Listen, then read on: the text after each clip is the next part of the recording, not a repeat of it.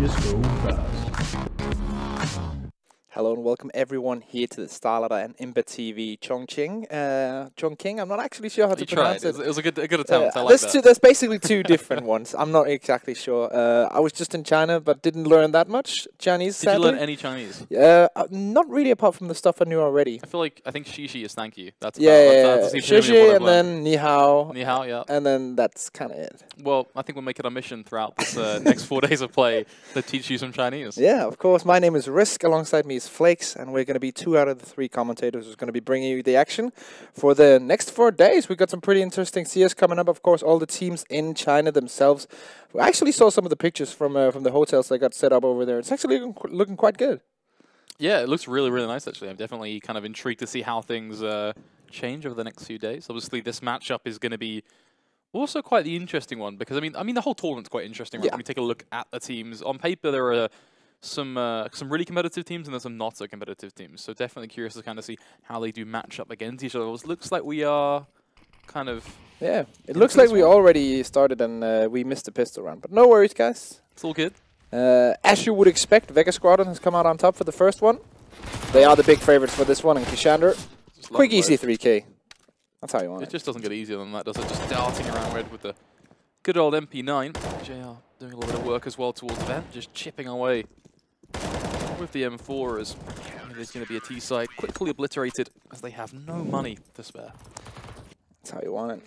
Money is growing. Kishander on 6K. He's going to be set for the next couple of rounds, as we do see the pistol taking the bomb with it on the T side, and now T side upgrading, getting those AKs and utility. So interestingly enough, one Molotov as well. I'm always looking forward to when we're playing cash and seeing that T side Molotov, because it can be so powerful either on the back of the B bomb side or in the back towards quad or towards NBK or towards forklift on the A side. So that Molotov usage is something that I'm always looking out for when looking at T side executes. Also the flash as well. I think there's a really simple flash just out of A mains to cover MBK on that push. Same goes towards forklift as well, bear in mind. What's quite nice about A main is there's a lot of utility that does go hand in hand, but either way we are going to see the molly come out towards MBK. A flash does get popped towards fork, the push does come in. We do see 2 quick kills get picked up. Actually only securing 1 as they make their push towards the site. The bomb is going to go down nice and open as well, which is paramount for the retake here. Life very, very difficult for them as Laz going to pick off just another, making life, well, just even more so. Yeah, a couple of flashbacks remaining now, just 1 and a smoke as well. CT's trying to get their way in there. 2 kits on them, so it's still possible even though it's 2v4, but if they don't get an opening right now, they're going to have to retreat back. Yeah, I think this is all but done. That bomb being planted so open the position. Kijin A main. You've also got players wrapping around through mid, which means they can come highway pretty much late round if they defuse and they were to retake. You've got 2 players, in fact, on the site. Like, it is an uphill battle. Ooh, Last even going to get some revenge there. 2 for him so far. Last player saving in CT sponsor will not be reached, but still only 1 player surviving for that CT side. Very nice round from Scars Absolute, of course, hailing out of Japan, a region we don't see a lot in Counter-Strike Global Offensive right now. Yeah, it's actually really nice to see a team like this kind of get into this tournament, and that's one of the reasons we haven't really had a chance to talk about the teams as a whole for this event just yet, but I think talking about this team particularly, I think it's going to be an interesting thing to see how they fare. Obviously, both of these teams are actually on about a 5 or 6 map loss streak, depending on who you're talking about. Yeah. Difference is Vega playing some very talented teams. Scars not so much. Yeah, it's an interesting mix, as we do have this force by here, so let's see how this one plays out. Barreling up through boost. It is going to be a quick 1-for-1 as a CZ does secure a pick. Mur doing just the same, means we are found at a 3 versus 3. Bomb so far back though, really slows down the play of this T side, and that's an issue when you take into account that Takeshi is out of mid right now. Got no support from his team. Finally, Vast is going to come over to join him, but the bomb's still so far back. They do have time to work with, so at least they've got a minute plus on the clock, but they have to rescind all the map control they've just gained to go back and get that bomb and group up and do something together, which is, sure, at least an ideal with the fact they've got the bomb on their back, but they've got nothing in mid, which arguably they would have. Only 1 smoke on Barce as well, so they're going to have to pick and choose what kind of angle they want to smoke off. They have 2 Molotovs, so they can still, let's say, Molo NBK and Molo Quad or Molo towards the forklift if they want to go in. And a couple of flashbangs, so it's not entirely impossible. Smoke comes down here. And Laz is going to try to get that entry as well from the door. Hoochie on the back of the bomb side. Oh, this is going to be a big position. Left completely blind right now, burning away. And the flame swings with the Deagle. Connects the shot, but not quite the kill. Chopper, now the player don't watch. They nearly line up for him, but he can't connect either. It's a disaster. They're all falling to pieces. Ooh. The nade is going to come out and dunk one, so a welcome opportunity. Does he consider going for the boost? They are just going to shuffle around. I think he knows one's there at minimum, but he's also expecting someone to be in AMA, and he can't split them up. He can't take the jewel. His head will be ripped off, and it's going to be a 2-for-2 scoreline. Yeah, very nice of them. Just playing that position, making sure that, making him doubt the fact that he's actually in a very difficult situation or a very easy one. Because if you know there's one AMA and one quad, there's almost no way you can win that round. But there are actually 2 quad hiding, making that work. And of course, we have to talk about the favorites as well. Like we just saw the betting partner of the tournament coming in. We looked at the stats, looked at everything before this game. Vega Squadron, of course, the huge favorite here. Yeah, it was something like 1-5 at one point, so some real tough odds, but also some real money to be made potentially. You never know. Yeah, betting on the Japanese, you never know. It could be a case. It's actually the point I wanted to make before. Now, as we do have the Seco here, so we can kind of talk over that, since surely no way Scars are going to give that one up. But we have some interesting teams here. Apart from this Japanese team from SZ Absolute, we also have MVP, who really played well in China for WSG, and then Boot DS, who on the other side of things didn't play so well. One of their players actually decided to quit the team, and then he was like, I can help you out for the last 2 tournaments, but I'm actually still leaving the team. Of course, Dreamscape, they're playing Moxie.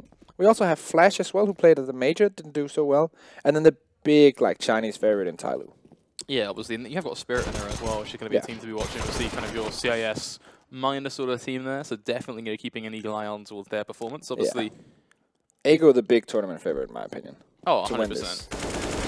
I was kind of worried about this round, but it looks like via the B main push, things are pretty much lock and key at this point. Some damage being done by Mer, as that is a nasty second shot on towards Baths, but the job is done. It is going to go 3 for 2.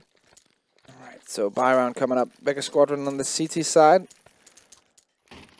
They're going to be looking for at least 6-7 rounds. Already with 2 on the board, it's quite fine, but the momentum of Scars has actually been working quite well so far. Haven't really seen so much since we didn't see the pistol round that Vega Squadron won. I'm not too disappointed with the Japanese here so far. The question comes when they hit a Vega Squadron on the CT side with AWP, potential double AWP, full utility, which they haven't really yet. That's when it gets really dangerous. Let's see Barca here. Peeked out. Yeah.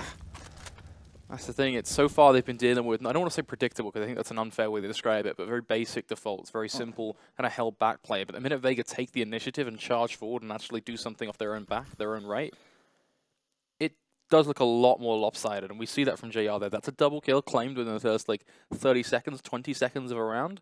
And that's so impactful because, I mean, where is the trade potential for Scars? It doesn't really exist. So instead, they try and create it, right? They try and force that space. But by doing that, they give up just another frag. They try and take that mid-control, giving Kashada that opportunity just to run riot right now. Chopper picks up another. Finally, a trade comes in, but I go out and say it is too little too late. Yeah, that's one of the things that Vega Squadron are very good at, playing that unpredictable style on the CT side, playing that aggressive style. And we just saw it in this round. We've seen it in so many games before this that you have to be careful. You have to pre-flash corners. You have to maybe even molly off positions that you know they could push in order to take care of these guys, because they are so aggressive and their aim is so on point. We even saw it at the major as well back then when they had their first run throughout the major series, and everyone was so surprised by the aim of Chopper, the aim of Mir, and how they were able to come in and win aim duels against the best of the world. But their aim is so good, and if you don't really calculate that aggressive style, especially on the CT side, you're gonna have a hard time. You can see that here. Oh, much different now. I like this though. This is a different approach from JR. I mean, they might not expect this. They were thinking he would wide swing around the corner, but now he's able to turn for everything that gets thrown his way. Any flash that comes will leave him completely fine. Actually flashes himself out anyway. That is a masterful dance. Well played. Now they just have to, what, go through, be aggressive? I mean, they're basically touching JR at this point. He's going to start to let rip. Does a whole lot of damage. Drops the bomb. Kashanda helps. The last bullet from Haji. I mean, this is just a bloodbath on B. Yeah, and they even had Chopper rotating for the safety. Like, he was sitting in the vent. If someone goes down on that B bomb side, he can rotate instantly in towards checkers, hold that angle quickly, and that's just a perfect CT setup. 2 players on the side who's just going to be able to hold them out, and then 1 rotator. Ooh. That's I don't think they're that bad odds though. Like, no, I would probably go. Those. I would probably go for those if I was a betting man. To be honest, like right now 4-3. Yes, we've seen a couple of rounds from Vega, but it's been pretty solid. Now we do have the eco from Scars. When this one is over, the next buy round coming in, that's going to be the real true test. I feel like if they can take that away, this could be a close game. Yeah, it's kind of the kicker, right? I mean, it's either going to go towards the direction of it being a close game, or it's going to start to form up a bit more of a lopsided scoreline. Because they only have 3 rounds, dude. Like, yeah, that could quite easily disappear. That could very easily disappear. I don't want to say 12-3, but it wouldn't be the first time. I mean, that's a spray and a half. Fair play. A few headshots here and there, nothing too fancy. But it's just pistols. I mean, we're not too worried right now. We're looking at a ball of... Well, I just Japanese at this point trying to move towards B. There's no fancy way to describe it. They are just dying quicker than I could even think of what to say. And Laz is, of course, with the Desert Eagle, so he's hoping to find a second one. If they get 2 kills in this one, it's fine, but I'll have to... Well, they do get 2 kills, my bad. My eyes are deceiving me. But yeah, you always say, like, if you have a full eco, get 2 or 3 kills, remove some economy from the opposite side, that's fair enough. If you get the bomb down, you pretty much have won the round if you're starting out with an eco, so... They do a fair job. AWP on JR. And let's see what he can do with it. This is what I was talking about. This is the Vega Squadron lineup. Full utility, 4 kits, AWP. This is a true test from Scars. Can they follow up? This is kind of like the grind, right? Like this is when you really put through your true test. Poem and the boys. Let's see if they can make something beautiful happen. Oh no. Well, at least they're waiting for it, but they can't punish it either. They're making a lot of noise, can make them begin to doubt, have they pushed mid? What have they done? Breaking vent is actually a key tell there to give them kind of an idea that they're not sure. With Crow watching right now for this push as well, it kind of helps clarify that situation, so at least things do become a little bit more predictable for this T-side to read. I actually really like that they were playing defensive around the boost to begin with. Just to make sure that if Vega Squadron push, as they are prone to do, you got the counter. They didn't get the kill there. They should probably have gotten the kill with 2 people looking towards that angle, but you can't get it all. We do have the position of, I think it's Huchi in A main, so that's going to be interesting to see how he utilizes that, if they pre-flash it.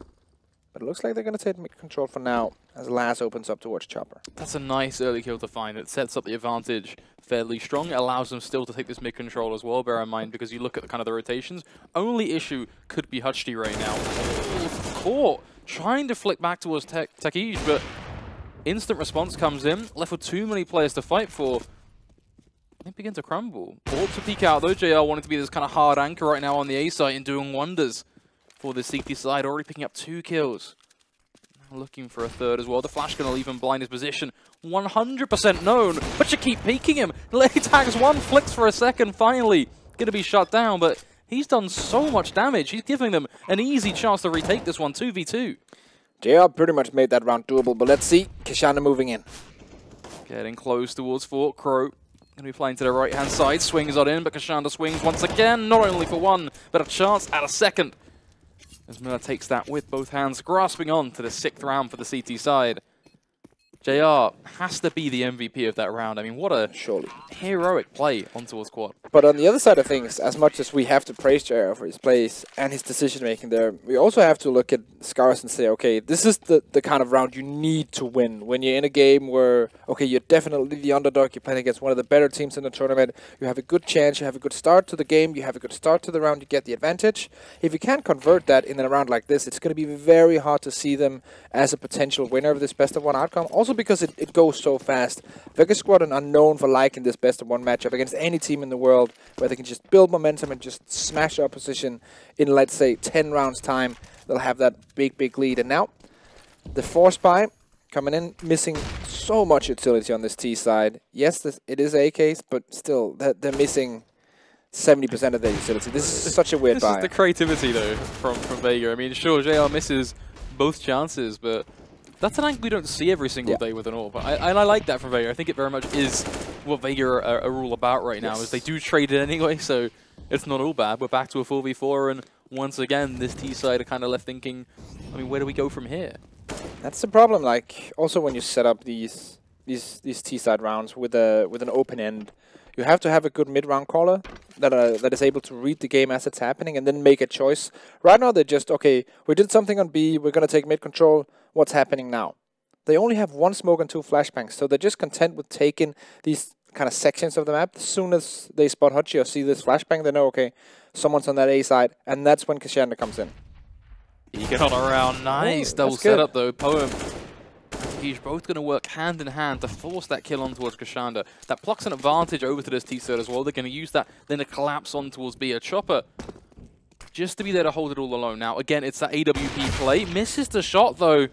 Really have to hit that, right? I mean, the minute he misses that, they can just take him down. Simple as anything. The smokes come in as well. Vega, you might as well just save. No, yeah, the second that he misses that shot and the B bomb site is taken, that's you saving. Like, there's no way you should try and retake post plant against AK's 2v4. So if he gets 1, if he gets 2 in that position, yes, you can try and do the retake. The second he goes down without getting anything done, that's the round over for Vega.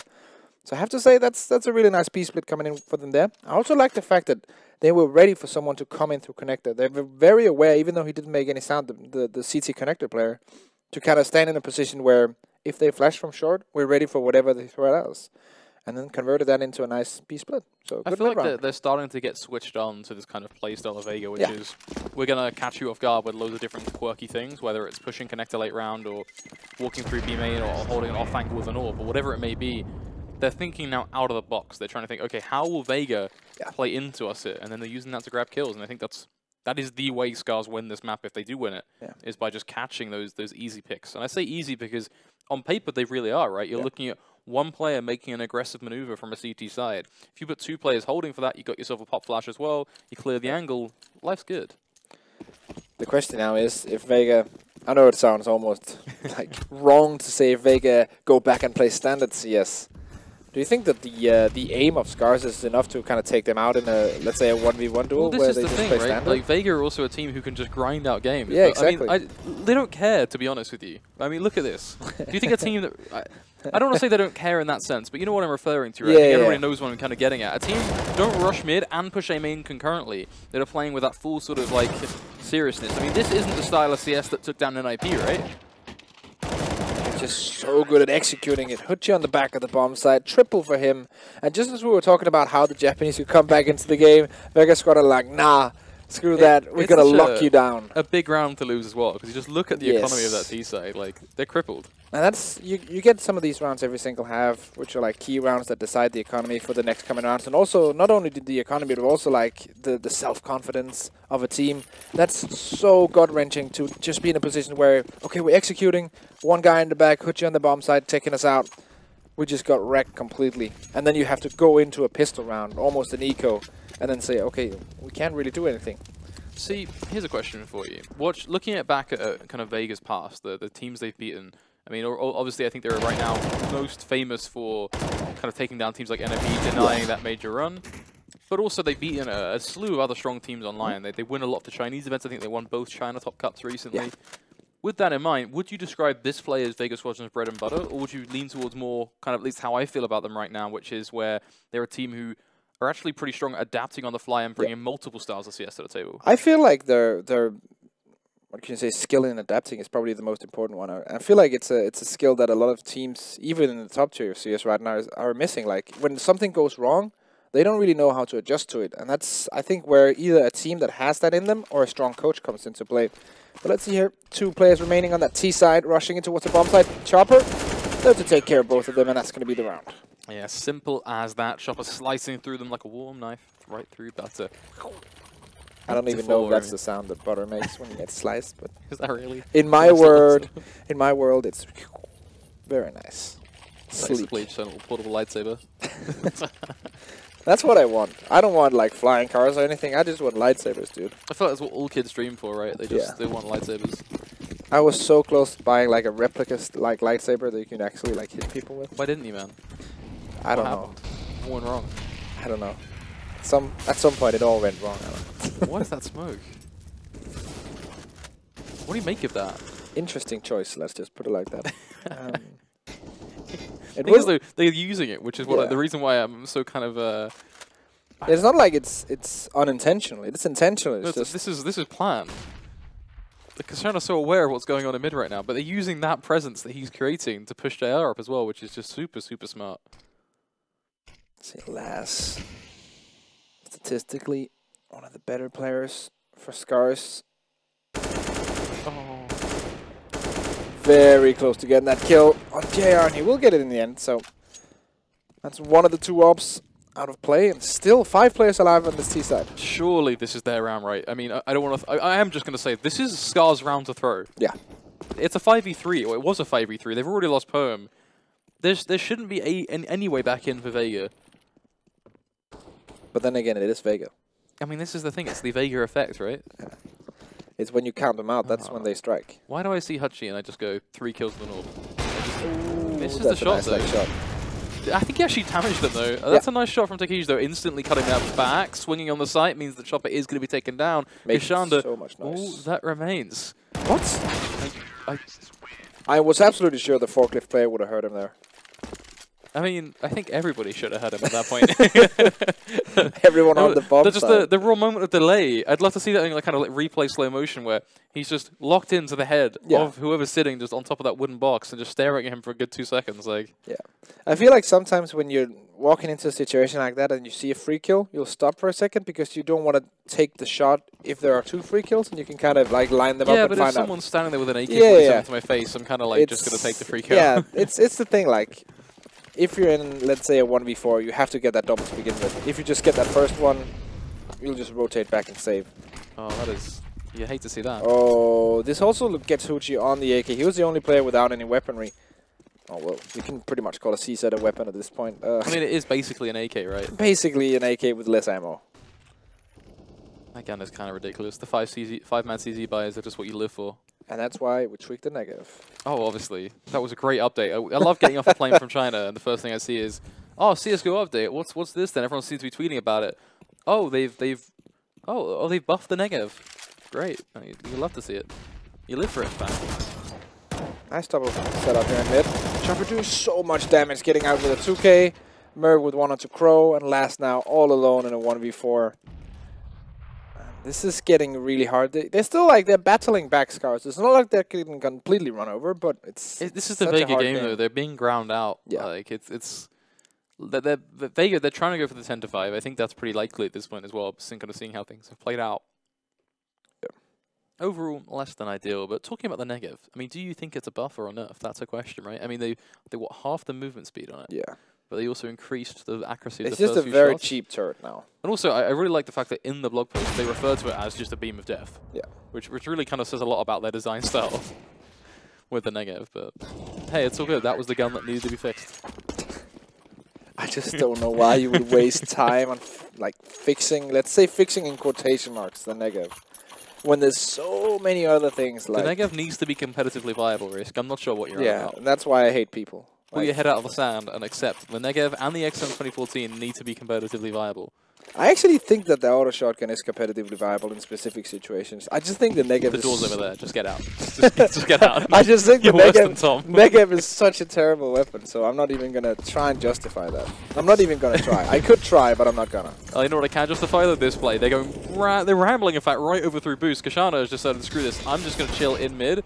They're aware of this fact, so they should know. He shouldn't get a kill, let alone 2, but it looks like the CZ at least is going to respond. So an advantage in play, but draw your attention towards that right-hand side. Bars and Poem, 28 and 51 HP respectively. Then look back on the map and look at Hutchie's position. Look at where Scars are going, and you start to see this round quickly disappear. There's 1, there's 2, cannot quite find the 3rd. But bam, we're even Stevens yet again, and you look at the map, you look at the players still standing, JR and Mur. I am not a hopeful guy. No, there's no reason for you to be that, to be honest. I think it's okay to be cynical in this situation. Oh, he could be getting caught off by the timing. Bomb plant will be discontinued. Stopped in his tracks, as Bar say. 1v2. Both with kids, still nades and everything to go. Actually misshot by JR. Very uncharacteristic, excuse me. But that is very characteristic. Pixel perfect on the last shot. 10-5 SU. Correctly predicted. Mur on 14-6. And interesting enough, it's actually quite a good odds on Vega winning that second pistol. If I was a gambling man, I'd probably throw my money at that. 170. That's pretty good. Because we've seen them with pistols so far. We know how good they are aim-wise. What's not to like? That's true. But pistols are kind of, I think, so-so anyway. They can very easily go both directions. You never know. But it's Vega T-side, like the full-on powertrain. How are you not going to believe in that? Come on, man. I'm trying to be hopeful. How are you not going to believe in that, man? 2 Molotovs. How are you not going to believe in that T-side strat? It's like looking at a sledgehammer versus a hammer, right? Yeah. Like it's just full-size adult versus baby. One is developed, one certainly isn't. And I think that really is the distinction between these two teams. Obviously, double molly strat. What's not to love? I mean, sorry, it's not quite double kit. That was something new recently. Yeah, that's... Never understood the double kit. That's not for me. Yeah. I'm a old-fashioned 1 kit, 1 smoke, rest armor guy on CT side. They didn't win the round anyway, don't worry. I don't think anyone who bought double kit Right, in China won that round. It's the B split. Molotov's raining in towards the back of the bomb site. Takei's on a quite interesting position, but he gets smoked out. That is one hell of a smoke. Masterful stuff. And they can't even resmoke it either, which means they are just going to feed the beast. It's like a Kraken lashing out bit by bit. Takei having a field day right now in CT as he secures 1. He gets all the information as well in terms of who's crossed and what they're up to. The smoke allows Kashan to at least get under heaven so he can try and kind of hold for the CT push. But overall, I think we're dealing with a Skies lineup who actually are in pretty good spots right now as they do make their push. Poe finding another as well. They just blitz on towards the site. Hutchie struggling. That is not what you want to see, man. Now it's all on you. T250 tapping away. No way. No way. What? It's... Oh, the kid is there. Fine. Oh. I was kidding. And see, Ryan, this is why I do not bet. Even though their odds are good and everything's looking up, and I'm thinking, yeah. Yeah. That's how it is. So basically, if you ever want to bet, just bet the opposite of me, and you'll be guaranteed wins all day long. It's fair risk. Where can you bet if you wanted to get some skins? Oh, there's many interesting sites, Ryan. What's your favorite skin betting? Oh, I don't have a favorite, but you know, I'm sure one of our wonderful event partners, like Hellcase of course, or CS:GO Fast, can hook you guys up. Definitely. Hellcase is also helping out with several of the Hellcase Cups. That's actually really nice. I really like the thing that they put into there, where you can actually... It's not for this tournament, but they used to do tournaments where there's a special case, and the amount of that case being opened, that goes straightly to the prize pool. So I think that's should do that. Yeah, that's oh, imagine if they did, right? I think that's actually a really good way of attacking the whole like case thing and tournament sponsorship. I think that's a nice way to go. I think community prizing is by far the future of esports titles. It worked for Smite and Paladins when they launched in year 1. Both of those games had a huge success and picked up like millions and millions in unique views in their launch year as an esports title, just because of community prizing. Like 250k in the first year of an esports title. It's pretty nuts for community prizing. It kind of shows you that if a community like a game, they are willing to put some dollar behind it. But nonetheless, there's going to be some pistols here mixed with rifles trying to make this one work. Crow is going to catch Murrow mid, as well as getting the information on JR as well. Yeah, Hero AK in this round has not been very effective, and there's the effectiveness.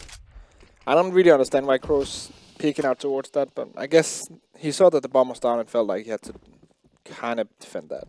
Thing is, this round isn't done quite yet, and I'm not sure if I dig this position right now. It's an MP9 and a very ballsy angle, but okay, that's fine then. Yeah, that's all good. You drop down with a headshot, flying. That's how the burst fire Glock versus the USP. And the knife comes out. Yes.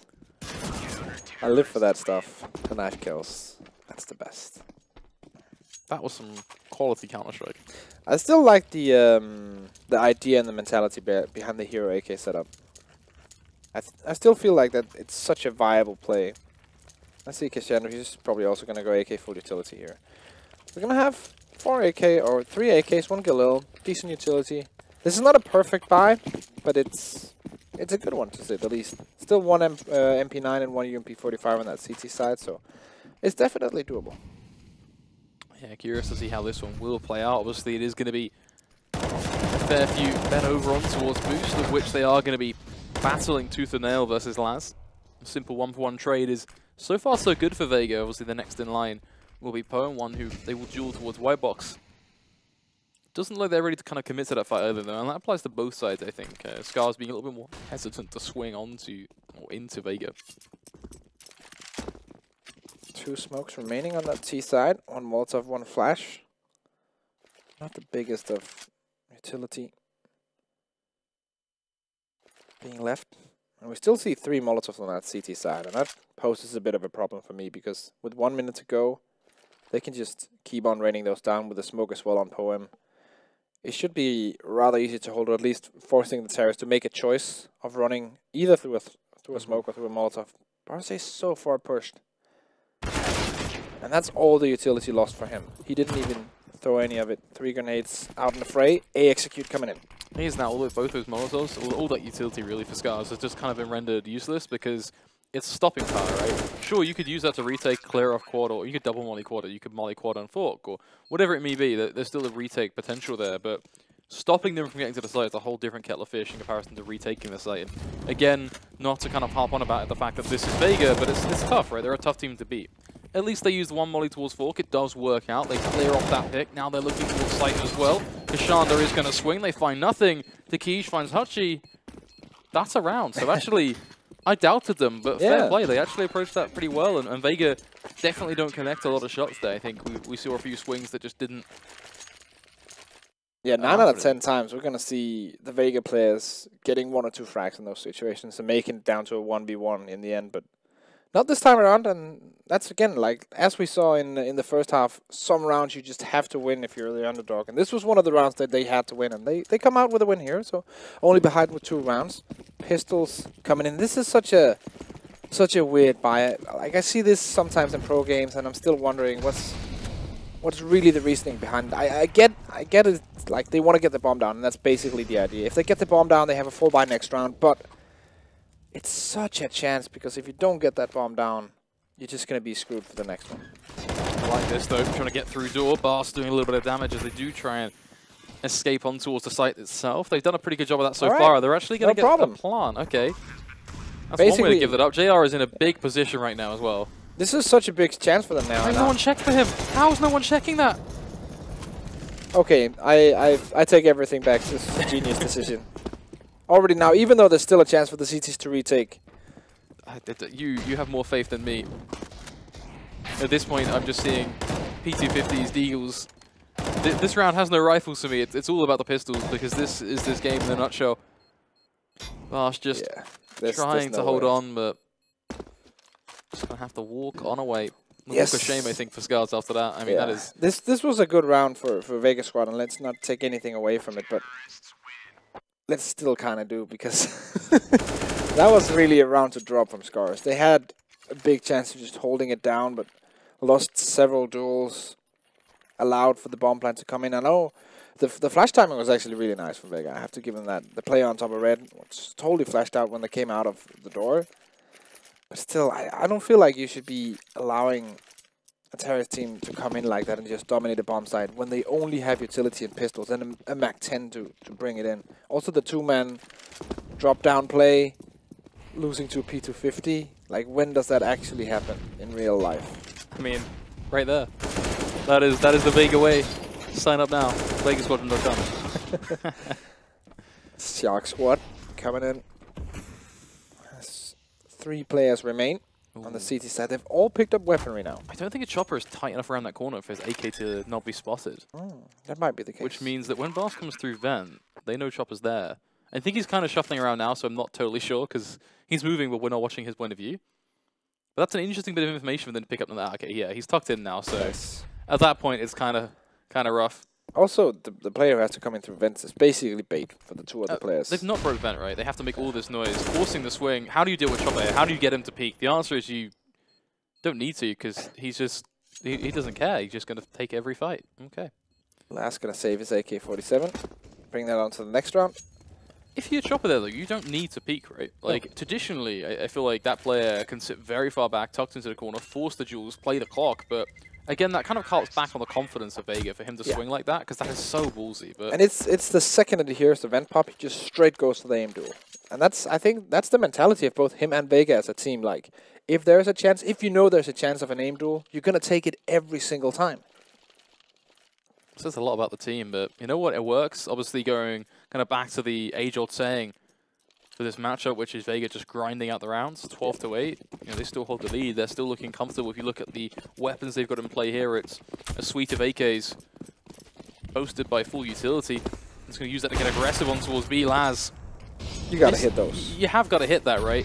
Now they're just going to use that to collapse on towards B. A lot of damage being done. Laz does find one through the smoke, though, so hitting the ones you don't quite expect. That does completely cancel this play. They've used Vent as an escape route to get some mid-control. I like this from Kashanda, bear in mind. Just tucked in close towards White Box. And now they are going to... This is, as I talked about a few rounds back, this is the mid-round call, saying, okay, we can't get in towards B. What do we have to do? What kind of plays can we make? And that's Barse. Double kill from him, and that cancels the whole thing out. Like, the round is over now. There's no way, unless they are gifted an opening, it could be Kashanda, that they're going to take this, and that's not going to happen. Bast looks like he's having a field day right now, picking up practically every player. Crow going to finish things off over on towards B. Scar's able to pick up 9 rounds, keeping it very, very real versus Vega Squadron, who do decide to buy up the AWP and JR. This is also a very important round, because if Scars had lost that, 3 out of the 5 players would have been on a full eco, and 2 of the players could have bought CZ armor. Instead, they're now with money. Everyone can get everything on the line. Most of them are above 3K. Money-wise, this has been a safe situation, while Vega, on the other hand, they're on a force buy, as you mentioned. So, once more, key round, JR, always quick with the AWP, and that's why you kind of go for that investment, even though it's a big one compared to the Deagles and C-sets on Kashanda and Mir. You want JR on that AWP. Yeah, some clinical execution right there, just picking off that early frag towards B.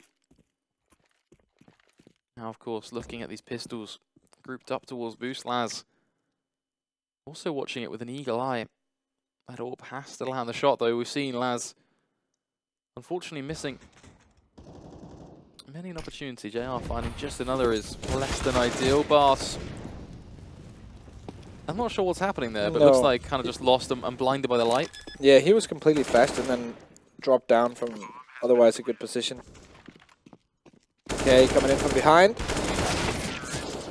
And it's always interesting when we see this kind of new players being the English commentators, because of course the local streams, they know all about how to pronounce certain names, and I'm kind of getting a George Takei vibe from that name. We could be completely wrong, and the pronunciation is something very different. Of course, if you know, hook us up on Twitter, and we'll of course do our best to kind of relay that. But for now, I'm gonna go with Takei. Yeah, I think actually one of my. Not one of my top 10 actors, but he's on my top 30 list, for sure. Who's in the top 10 then? I mean, you can answer that question in just a few moments' time. Yeah. Don't want to miss out on the action here. Obviously, it's a big deciding round in terms of the economy of this CT side, as they've really kind of been torn. Fighting through thick and thin, they'll try and survive, try and make it work, as it is a quick 1-for-1 trade towards this B site. Flashes come out. Okay. Chance after chance, finally connects on towards Mur, but has he done enough? They collapse on towards the site. Kashanda able to pick off that JR as well, but it's constant trace. JR carrying this round on his back. And Laz, how are you not on B? Where are you right now? Up 1v1? Let's do this. Wolf Lego, yeah? Let's go. And we got 1 minute remaining, so it gives them time to at least get the bomb down for JR. Laz gets an idea of what's going on. Both, of course, with high HP, but doesn't really matter unless it's a leg shot coming in, which I doubt it will be at this point. I was just going to stay scoped, not wanting to make a single sound, wanting to get the first jump on JR. That's what this battle is about at this point, getting that first shot off. As long as it connects, it's happy days. The round is won. Patience. No scope. JR. What? 1 HP! And he gets it with the no scope, quick scope there. It is that you hate to see that. You do. You just ouch. 74 damage, my friend. 1 HP. 74 damage. Just look at JR here, by the way. I mean, as much as that the end of the round is certainly a bit, interesting. The start of the round from him was incredible. I mean, every single player that pushed both through Heaven and CT, he just picked them off like a turret. Dead still. And then the quick scope in the end. Very nice from JR. He's going to try and open up again through the smoke. That's last gone down. Force buy will be destroyed, surely. Scars Absolute have to bring it back. Barce, close range CZ. Trust in the CZ. Trust in it. This is the thing that makes it work. Nope. Someone has to believe. Someone out there has to. And I'm going to be that person. This is not looking good. Poem at least able to find JR. That big flank from behind, but the map control that Scars gain is instantly traded back by Vega just taking more, towards Car is a good example of that. Obviously Crow just doing a little bit here, but that's going to be about it. Vega pushing it to 15-9. Match point. Not much runway left in this game for Scars. I mean, just take a look at their money. That is a telltale sign of just how competitive this round may well be. Squeezing UMPs out at max, I think. Yeah, Ryan. Hope and faith is like the sun. It's very easy to believe in when you see it, but when night comes, that's when it really comes down to just believing in it, even though you can't really see it or understand it. And that's what you do. You trust in the CZ, even though it makes no sense. You still trust in it. In the dark of night, you still believe in it. You know what I do trust in as well? JR. JR is like my pillar of oh faith yeah, at this he's right now Atlas carrying the world on his shoulders. And he's carrying his team as well, destroying the opposition. PT50 is all you need. Let's see, roll of a dice. Will Vega lose anyone in this round? Or will it be clean? There's your answer for UMP. Claiming one not long before. Things do get mopped up. Vega Squadron taking the first map, 16-9. As you would expect, the favorites coming out there with a nice win. There was a couple of rounds where it looked really good for the Japanese side, but in the end, Vega were like, yeah, we're gonna take this game, no worries. And that's gonna be it. That's gonna be all she wrote for the first best of one here. So interesting results nonetheless. Yeah, it's a nice way to open up our kind of first map of the day. Obviously, we have got 6 best of 1 today, I believe. Yeah. So definitely interesting. Yeah, and I think it was good that the side of Scars Absolute didn't get completely run over. They didn't get, let's say, 16-1, 16-2 to 16-3. They actually got 9 rounds in, so it's still a possibility of them doing something in this tournament, because I feel like them and Flash especially are, in my eyes, the 2 teams that are probably going to end up on the bottom of these groups. So if they can get a couple of good rounds... Flash are not as bad as people kind of like to harp on them about. They're definitely not bad, but if you compare them to, let's say, the side of Spirit or Tyloo, I would still take both of those teams over Flash in that duel. I actually think Flash, Spirit, a best of 3 could be one hell of a match. I think it could be very close. So I'm definitely looking forward to seeing what happens there.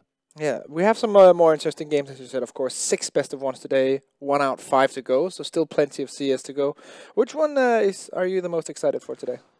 What team do you think is going to be interesting to watch in this tournament? I don't know. As I said, Flash obviously going to be the team that I do like to follow. Spirit as well, just because a lot of those players I followed for upwards of 2 years now. Yeah. I think I'd be lying to myself if I didn't say from watching MVP at China that I also think that they're going to be a big team and a big storyline that kind of builds up this tournament as a whole. I think a lot of people right now are looking at this tournament and thinking, right, what makes this tournament valid as a competitive sort of event? And I think one of the interesting things is you've got a lot of top 30 teams instead of just having your usual kind of top 10, top 5 teams, right? So there's a lot of movement here that's kind of toward it, but there's a lot of potential movement within the whole sort of CS:GO landscape of that top 30, which makes this event so interesting. So yeah, definitely kind of looking towards those teams. I think that sure, I'm going to be keeping a close eye on Scars, seeing how they do in their best of 1 as well. I think that they're going to struggle for sure. It's likely to be a bit of a bloodbath, but like you said, a man's got to have some faith. Yeah, of course. And with some faith here, we do see the winners. You had faith in them. I had faith in them. 4 out of 5, of course, being from Vega Squadron. To K, of course. The perfect KD. Yeah, perfect KD. That's very nice. He's so calculated. For JR, I mean, 8 first kills with the AWP is actually a pretty good number. Obviously, that 1.64 KD. That's a pretty good number as well. So that's a pretty good number over on the Scars side of things. I feel like that's so hard. Like map worst player is like, oh, that's too bad. You know what I like? Look at that jersey. That's interesting. We didn't really talk about it much in the cast, but yeah, a lot of sponsors. There's a very successful team, you can say, from all the sponsors. Yeah. All right, so that's going to be it for the first series. The first best of 1 of the day is now done. Thank you for tuning in. Of course, we're going to be right back with the second one of the day, and do stay tuned after that because we got a whole day flowing towards you. And that's going to be it. We're going to take a small break, and then we're going to be back. See you then.